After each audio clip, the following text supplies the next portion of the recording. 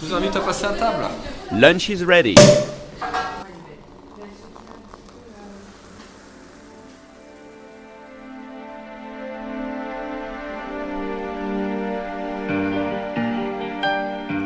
Welcome to the soul of a house, the Taittinger house.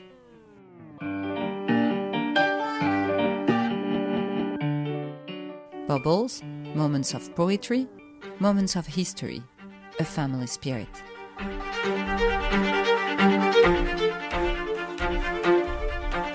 In the heart of the vineyards and to the rhythm of the harvest, part 2.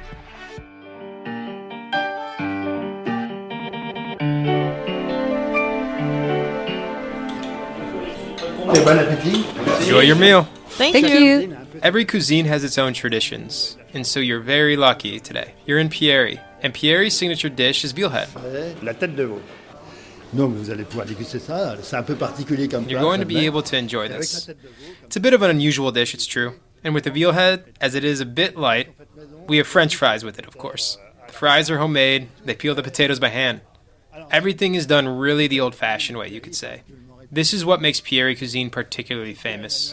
And Pierre Emmanuel loves coming here. I'm making fries for everyone to go with the veal head. Bon appétit. Allez.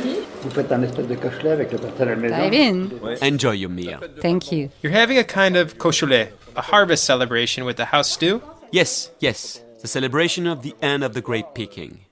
That's right, a small celebration meal called the cochelet. And when is the party? When we've done the last loading of the press, after that, we have a little party. You don't know when it is exactly. No, Not yet. no. We work in a natural environment with many unforeseen events. We've had a great harvest. Now we can celebrate.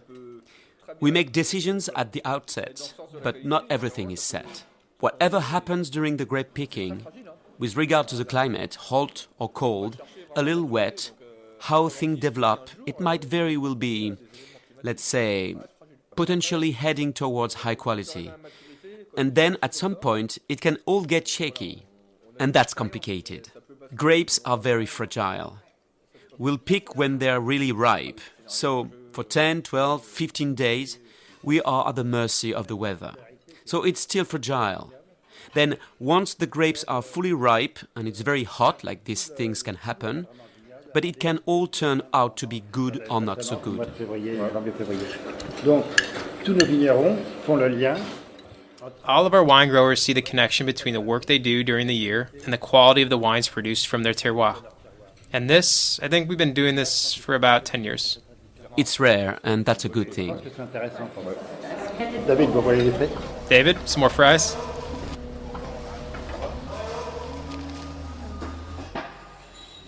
Donc David Arvois. Moi je suis responsable du vignoble et puis sur I am David Arvois. I am in charge of the vineyard and then during the harvest period responsible for the regional wine press center. So we have 3 presses weighing 8,000 kilograms. So right now there are 2 running and the third one that we just saw is being filled. The juice is extracted very slowly from within the grape to avoid crushing the seeds and to avoid coloring from the skin. So now we're working with black grapes. These are Pinot Noir. But see, the juice is clear with just a very, very slight tint. But this will disappear with the first alcohol production. So we'll get a white juice. It is true that a large proportion of Champagne is planted with Pinot Noir and also Pinot Meunier. It's 2/3 or more than 2/3 of the Champagne region. These are black skin varieties, but the juice is white inside. Donc là, on vient de voir le chargement, on va descendre sur l'étage inférieur. Now we just saw the loading. We'll go down 1 floor to see the wine presses operating and the pressing and juice extraction. So this is a period of la retrousse, careful pressing of the grapes to optimize extraction, which means that we have a very slow, very gentle first press. And at some point, and to avoid overly heavy pressing, we release the air. This is done automatically. And we start the cycle again with the positioning of the mark and the grape on the lower part, and the bladder, which increases in pressure.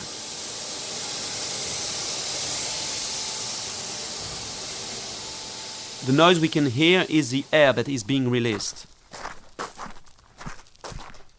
Donc là, on est au cœur de l'activité, c'est la vendange. C'est le résultat d'un an de travail, de culture de la vigne, où on l'entretient. Here we are at the heart of the activity. It's the harvest. It's the result of a year's work. The work of cultivating the wine where we nurture it, we work on it, we try to obtain the healthiest and ripest grapes possible. That's the result of a year's work. This is a very busy time for us. And this is crucial for the quality of the juice and ultimately, of course, the champagne in a few years' time. By the way, this year, what are the grapes like? Because we talked about the drought and so on. Are they okay or? In the end, it's looking better than we thought. We're always a little pessimistic because we're afraid. We're afraid of damage or bad weather during the harvest period.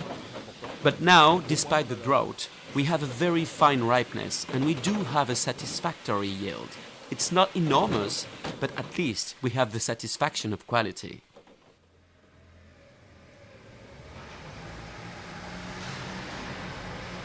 Je suis Laurent Doulet, chef vigneron sur la montagne de Reims. Là, on va voir le déroulement du pressoir. I'm Laurent Doulet, chief wine grower on the Montagne de Reims. And there we will see the press running with the arrival of the grapes to the vat room. There's a truck just arriving, a truck from Ambony, so Grand Cru. We manage the Ebony sector. There's a forklift that will unload the grapes and then deposit it on the raised platform. There are 2 other forklifts that are equipped with fork scales that will show us the weight of the grapes on the screen. And then, depending on that, it is divided into batches. So we have batches of Grand Cru and batches of Premier Cru, and then all these grape varieties are separated. Everything's well defined, you know. But it's still the same grape, isn't it? Yeah. But there are sectors where it's Grand Cru. Others it's Premier Cru. Like here, for example, on the Montagne, it's Premier Cru. The Ebony sector, it's Grand Cru. So it's not the same grapes or quality. It's not the same thing. You'll be able to watch the weighing. Vous faites quoi là, Vincent? On a un livreur qui nous a dit qu'il So what are you souhaitait- doing, Vincent? Well, we have a delivery man who told us he wanted to bring in more grapes than planned. So since everything is somewhat locked in on the computer system, we have to update surface areas in advance of delivery. So he had planned to deliver 50 acres worth of grapes to us, and now he wants to deliver 75 acres worth of grapes. So I have to modify the amount of grapes in our software, and then I do a few simple calculations to estimate the feed forecast. And then Margot can get on with the weighing. There's no problem, the grapes will be accepted. C'est intense là pendant 15 jours. Là, c'est le début, donc pour l'instant, il faut être réactif. Is it mais- an intense couple of weeks here? This is just the beginning. So for now, you have to be on the ball. But I think that this weekend, yes, it's going to be. It's going to be the small family deliveries, sending in all the grapes. It's true. They say it's going to be a little bit more, maybe a little more hectic. Is it the first time you've done this? Yes, at the weighing, yes. It's the first time. And how did you learn? Mr. Collard trained me, Laurent too, and understand the process. It's going pretty well so far. Are you a student? Yes, I'm a biology student. Margot already works on the trellising in season, so That's fine, but you're not studying during that time, do you? Yes, I am. I have lessons, but I study in the evening. I have friends who send me the notes, and I study them at night when I get home. Pardon. Bonjour Philippe. Monsieur Collard. Ça va? Ça va et vous? Hello, Monsieur Collard. how are you? I'm fine. How are you? These are climbing vines, aren't they? Okay, yes. It's harder to break them, no? It's going well. Let's say it's going well. Yes. Some wine growers prefer to remove the leaves and expose the grapes in order to speed up the picking process. We don't want to do that because we believe it can lead to bad flavor. Or at least the bits of leaves can arrive with the grapes at the press, and that's no good. Do you think stripping the leaves is a good thing? Thinning out the leaves, maybe. If you want to bring in the harvest quickly, sure, why not? But otherwise... He's not going to commit to an answer, is he? Il va pas se mouiller, hein.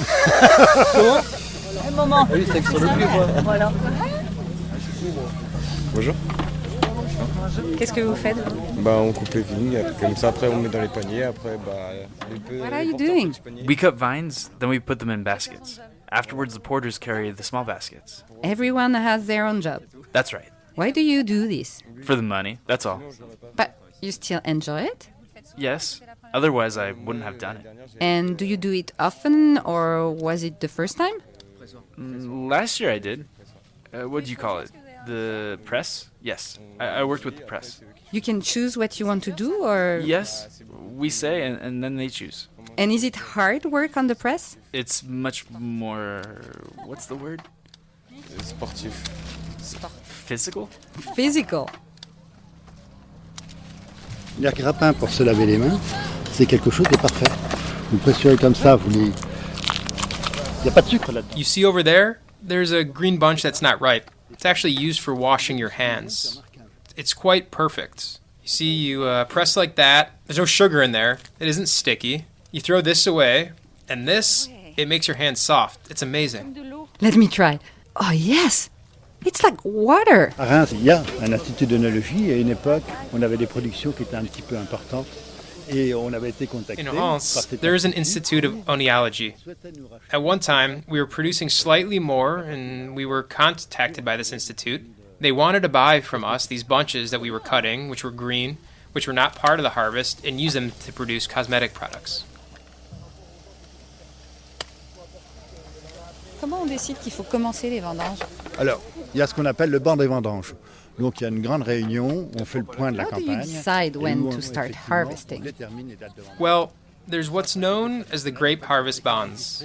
So there's a big meeting where we review the situation, and in fact, we determine the dates of the harvest. But this is a traditional aspect. In reality, we only record all the work that has been done to date. As soon as, roughly speaking, we return from the holidays, we start taking samples from many plots. And then we see if it's 5 or 8 degrees, and we monitor the development of the sugar. We know about how the sugar content in the grapes change over time. We're even able to predict how the sugar content will evolve over time based on the weather. There's sugar, and then there's acidity. The acidity this year was very high, and then it took a long time to come down. And then there's a third thing we do. We go through the vines and taste the grapes. And when you taste the grape, you can see quite quickly if the flavors have fully developed. The full maturity of the different elements, the sugars, flavors, and acidity levels, they all happen at different times.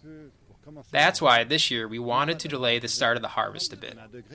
Not only to obtain a satisfactory temperature. In fact, we already had a temperature that's more than warm enough, perhaps even a little too much so. But the flavors weren't fully developed. But anyways, now the harvest is starting. It's happening. So we said, here we go. That was about 10 days ago. We said, we start on such and such a day in Rilly, such and such a day in Paris, and so on. You need to use your instincts.